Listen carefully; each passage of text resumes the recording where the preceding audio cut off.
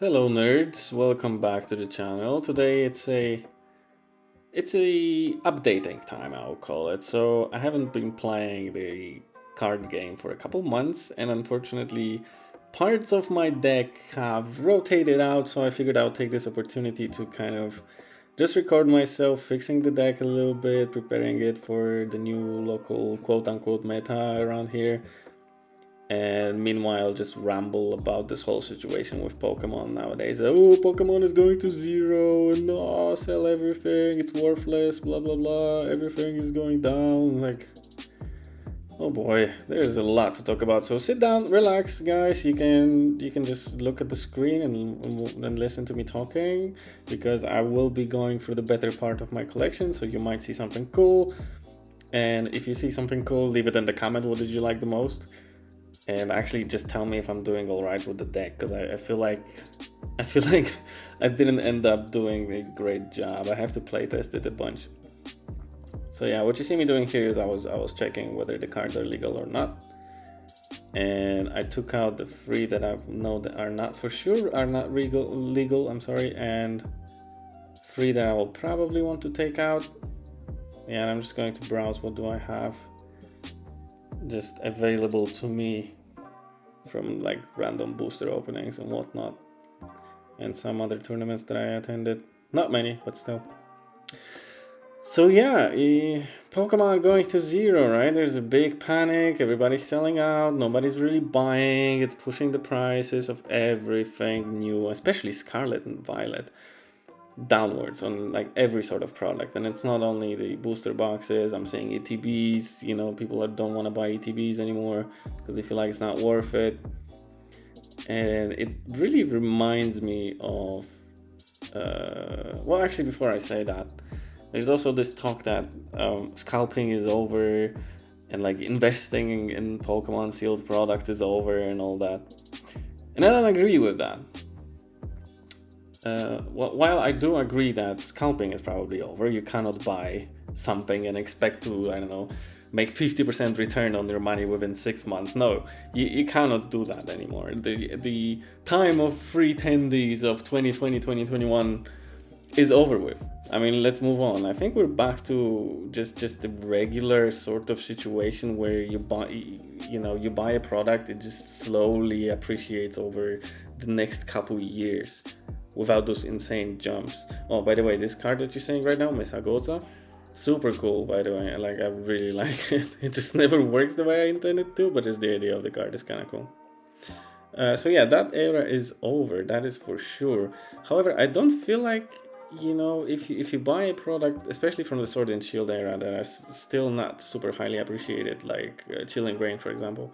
If you buy something like Chilling Reign right now, and you hold it for the next 3 years, 5 years maybe, it will eventually go out in price, like pretty high. Like the market goes in cycles. There's always a bull run and there's a bear run, and now we are in a bear market, yes, but there will be a time where we're back to the bull market. And I think I'm going to show the camera one of my favorite pulls on the channel. It's like Miriam with the alternate art. I really like it. Yeah, it's super cool. So yeah, where was I going earlier? I think it reminds me of this Chilling Reign era specifically, that nobody wanted, and then just suddenly jumped last year. It just at the beginning of last year, we're just like, poof, Chilling Reign all over the place. And I think the same situation was with Evolving Skies when it came out initially. Just nobody wanted that set, and look where it's now. And the same thing can be said for the Evolutions XY era, right? Or was it just XY era? Not Evolutions XY? I can't remember which one is the set, which one is the series. I think the XY era is the series, right? So I remember I wasn't really into Pokemon then. I was just looking at it, just out of curiosity, how is it going? And I remember people being super negative, like, oh, it's dying, oh, it's everywhere, it's overprinted, blah blah.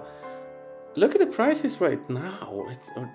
It's so crazy, right? So I think some of us, or most of us, that like got into the hobby over the last 3 years, have this skewed perception that you buy something and it immediately goes up. Like 12 months it goes up. It could, who knows, maybe 12 months from now everything will recover, cryptocurrency markets will recover, stock prices will recover. It's probably unlikely, but who knows? Crazier things have happened. I mean, look at 2020.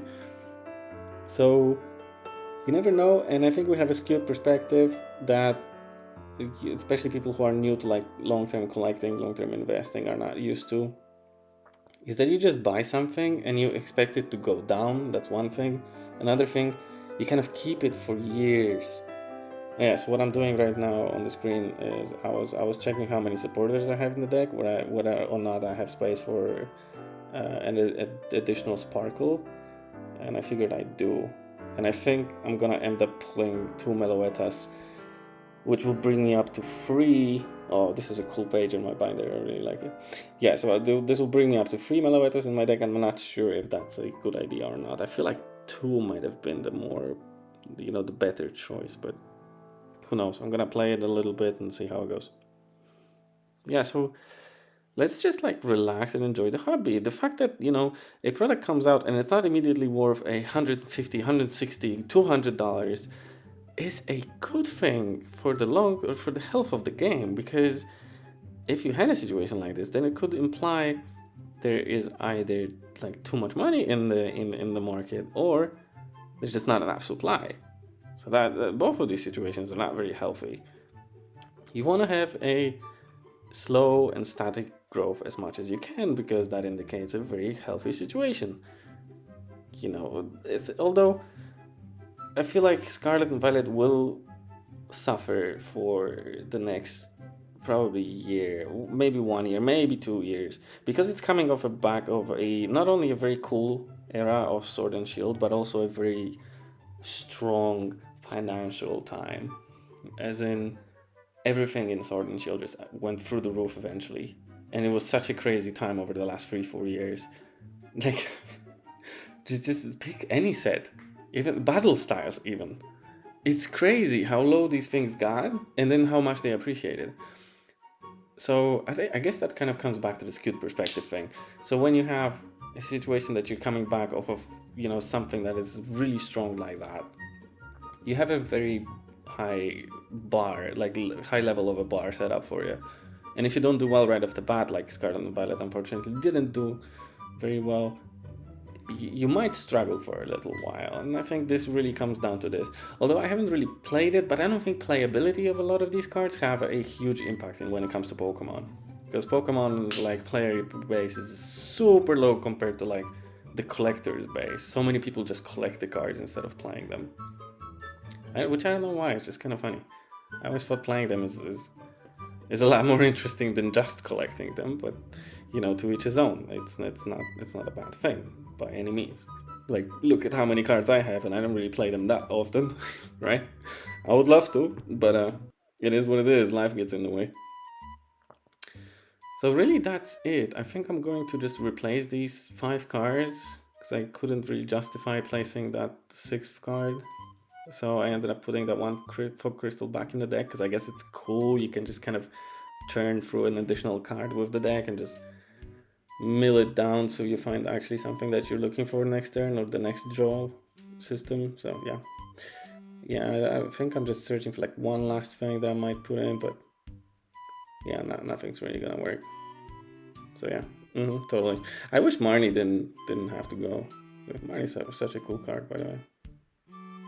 This is a new card. I don't think I've actually gotten to play it yet. I'm curious how it will work in my deck, that's for sure. Unfortunately, Quick Balls have to go, but Quick Balls were a little bit overpowered, come on, let's be honest. Especially with a deck like mine, which is, you get yourself Genesects like out of the bat. It's kind of insane how quick this deck was. And I decided to go with the inner sleeves as well, so that some sweaty nerd in my local shop will not spill their Mountain Dew on my cards. And if they do, my cards are somewhat protected. I mean, somewhat. The double sleeving is a super good protection from even liquids, so that's awesome. I might demonstrate that one day on the channel, just like get a bunch of cards double sleeved and like spill water all over them. It would be kind of cool. Or maybe even submerge them in like a bowl of water. That would be cool, wouldn't it? So yeah, just to round up the video, because the footage is coming to the end. Don't panic. Just enjoy the hobby, and if you're doing it for the money, then I'm sorry, you're probably not going to make a lot of money right now. But if you don't need to flip things, as you know, you're not leveraged, you're not operating on borrowed capital, then just keep buying product. Like, buy yourself a case every month. Why not? It's a cool hobby to have. Yeah, as always, you guys, you have a good day, and I'm hoping to see you in like other videos. I hope you enjoyed this one. Let me know in the comments which card did you like the most from my collection, because I have a couple picks that I can't really decide. It's like between Mew and Candice and Professor's Research and that a bunch of other cards. So yeah, bye bye.